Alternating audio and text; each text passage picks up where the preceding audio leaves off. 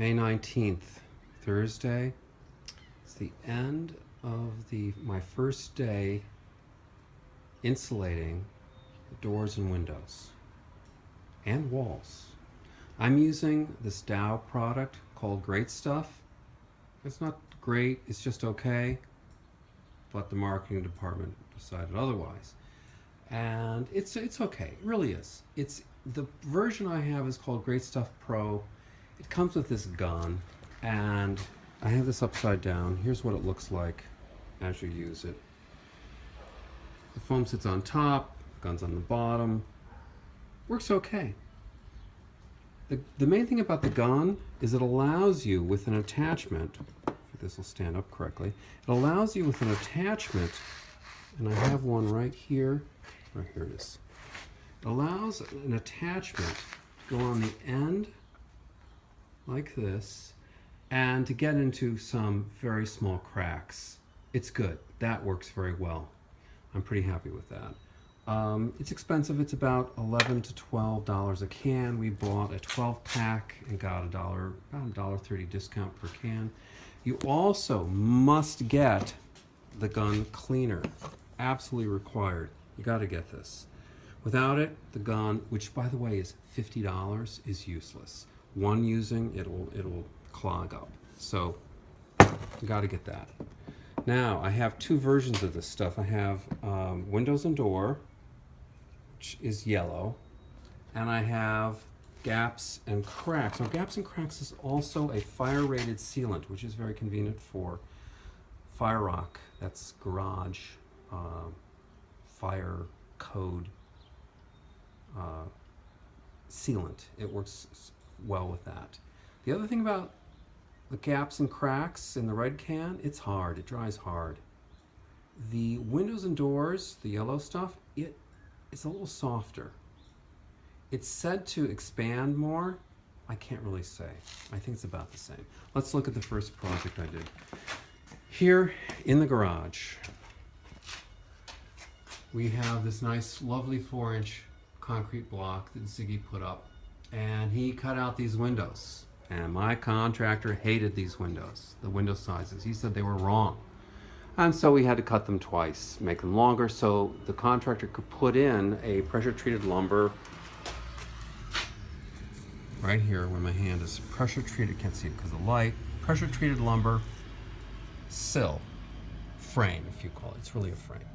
And the window went into that, and being a wooden framed window, it allowed, I understand it, you generally want to keep pine wood away from concrete. It's not a good mix. Concrete always has moisture in it. And so that worked out. It's also true though, there were huge gaps in this thing. You can see here with the light working against us, you can see what I filled in with the gaps and cracks, the orange. And there were gaps here between the sill and the wall itself, and there are huge gaps here between the window frame itself and the sill. So that had to be done. And some of the other windows were even worse here. You can see across the way, we had some enormous gaps here. You can see the orange sticking out here. Enormous gaps like this. And I also on the concrete wall itself too. So there was a lot of work to be done. I've worked a lot with this. Here's a huge gap. This is how big some of the gap. And this is a gap between the frame, and by the way, these windows are all the same size. So my guess is this gap is partly the responsibility of the mason. Ziggy had some issues with that. He had a lot of problems getting this 4-inch block up. All right. Let's go to my first window. By the way, I did the garage windows today after my first window yesterday, which I knew was going to be a learning experience. Here in the foyer, we have my learning experience. And let me tell you, it's a little dark here. I struggled with this. I put way too much in, like everybody else. I knew I would, but you have to do it. You have to find out what it's going to take. And it just kept expanding. It just kept growing and after I put it in, it just kept growing out. So this morning I came in and I chiseled it away with a scraper, and it worked very well. And there's the remnants of it. It's fine. It came out all right. By the way, let's go outside while we're downstairs and see what happened with our foam. This is the Gaps and Cracks orange foam that we put on the garage door. Guess what? It came out, which is okay. That's fine. It's perfectly fine that it came out.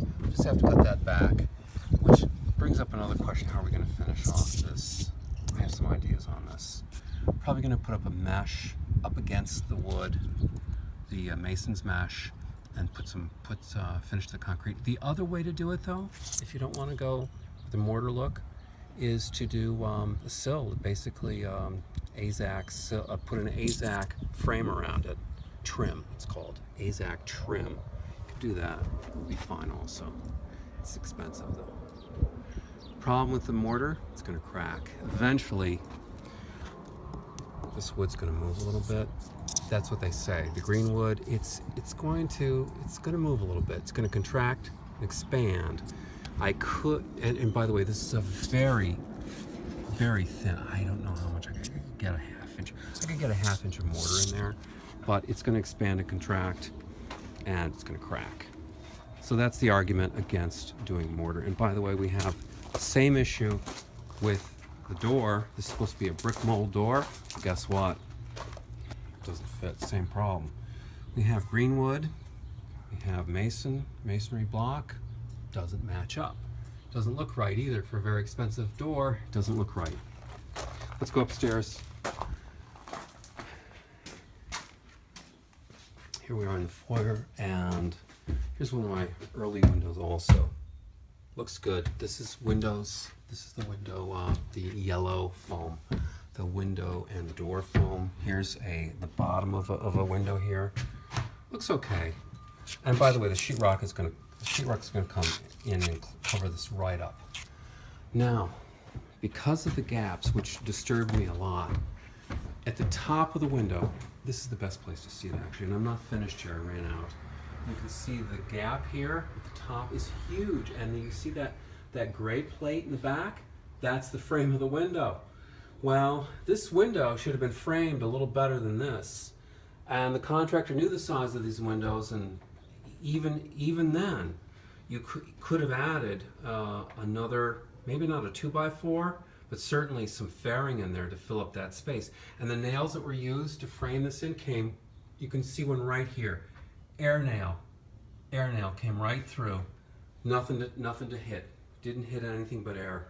There's a lot of that. So this is basically that metal, that gray metal, that's the outside. That's the outside. That's how close, or that's how poorly framed in this is, which means it's going to be cold.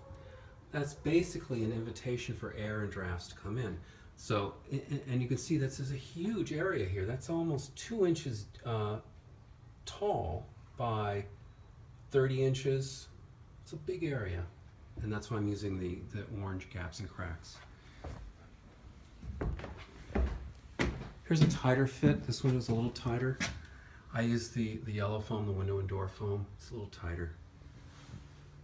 Here on the bottom also, it's a tighter fit, a little tighter here. It's pretty good. This, as I go, I have latex gloves, blue gloves, and I smooth it out if it starts to come out. Here's our big door. This is the door to the deck. This was actually a pretty good fit. You can see here the yellow foam, if you carefully on this side, there it is. It's hard to see it. It's right here. This gap here. You can see some yellow foam in there. It was a better fit, so I used the regular. Here's some sticking out right here. It worked out pretty well. I have to do the top. I haven't finished that. These are the big windows. They were fitted much better. They're not so bad. But let's go to the worst part of it. The original wall was left. This is the chipboard. This is new. This is the original wall, the original structure. That is all gaps and cracks. The orange foam insulation. The 3/8 inch plywood, that's me. I put that up to cover some huge cracks. And the contractor just left them in. Didn't think much. One of them he did try to cover a little bit, but there are substantial holes in this entire area. We're looking at what it looks like now all covered up, and I can tell you it was the sun as it's coming through now. The sun in the afternoon was streaming in. One of the reasons is we have no siding on the south wall, and you could see these huge areas, openings that were just unbelievable. And I can tell you it would have been freezing, absolutely freezing in the winter. So that's all covered up. The plywood I put on. I've done a fairly substantial job. Also, let's go to the utility room where it's the same original wall. Again, lots of orange foam showing, lots of problems here. I'm not done here, and the nice thing about the foam is you can come back another day and oh, my plumber's not gonna like this. Casey is not gonna like this. He's not gonna like this at all. All right, I'll clean it up tomorrow. That's the problem with foam. It's quite a mess. Here I got a little carried away with it. Some extra foam. All of this can be cut back, this extra foam, but I'm just happy to see it on the wall. Here I did a better job. Some of these I used my gloved finger to smooth it out. Here I just, on these corners, it was a little difficult to get control of the gum sometimes, but it came out okay. I'm just happy to have it on the wall. There's really not much more to show upstairs. It's pretty much the same. I've been doing gaps and cracks, orange on the bottom of these windowsills, and then on the sides I've been going to the yellow window and door foam. It's pretty much the same everywhere. One issue's come up. I don't have an example. Yes, here it is. My contractor has left all his shims in. Well, when they come to do the drywall, all of this has to be cut back. And there's some problems with that because he's trying to cut back some of the shims. I believe this is one of the, yes, this is a good example. Here's a shim right here. That's a shim sticking out. You can see, let me go this way. Okay, that is where the sheetrock comes up to. The sheetrock is going to be flush right here coming in. That shim's got to go.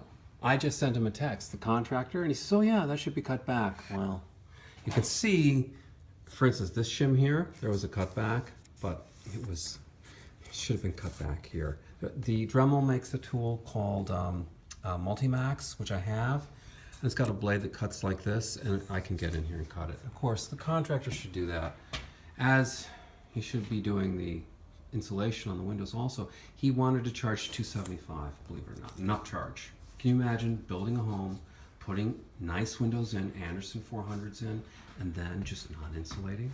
That's kind of stupid, don't you think? That's my report for today. There's more work on insulation. And by the way, tomorrow we're going to do another video on bubble wrap, foil bubble wrap. It's got an R value of 6. We're putting it up certainly on this south wall. I'm thinking we're going to do the whole house in it. It adds a substantial level of insulation, and we need it. That's a wrap.